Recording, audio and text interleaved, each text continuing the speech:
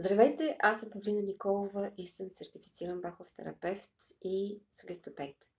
За курса Цветята на доктор Бах чрез сугестопедия, който предстои на 21.11 в Варна, бих искала да призова всички, които се интересуват от това да се чувстват добре, да преодоляват по-бързо и по-лесно емоции като страх, неувереност, нерешителност, моменти, когато човек е в преход, несигурност, ревност, или пък имат такива близки, на които могат да помогнат, които искат да постигнат по-лесно своето оцелостяване, в това да разберат всъщност какво са те и да осъществяват своите мечти, своите копнежи или да видят реализирано това, което наистина може да се реализира тук и сега, в този момент, в този живот.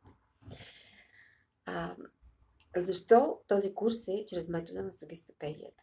За мен този метод е най-ефективният, най-бързия по отношение на това човек да запомня и най-разкриващия потенциали.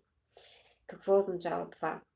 Човек всъщност има наистина огромни възможности за запаметяване и чрез този курс вие сами ще разберете за себе си, че има съвсем различни начини на това човек да учи без умора, с удоволствие, в очакване, с приятни емоции.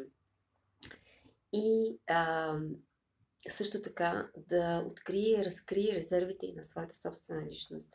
Много хора в тези курсове претърпяват една трансформация, разкриват своите личностни резерви по безопасен начин, без анализ, без оценяване, обаче в една приказност. И това, което аз бих искала да ви дам, е не само моя опит, който имам като Бахов консултант, и моите знания, но и тази приказност, която аз пребивавам, изучавам приказността, въобще приказния свят.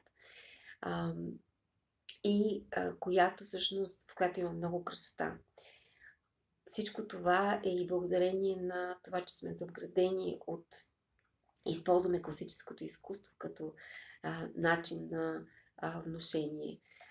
Завградени сме от картини, от класически тип, красиви картини. Използваме класическа музика в определени моменти, за да може да се разкрият нашите паметови резерви. Така че, ако искате да преживеете всичко това, заповядайте.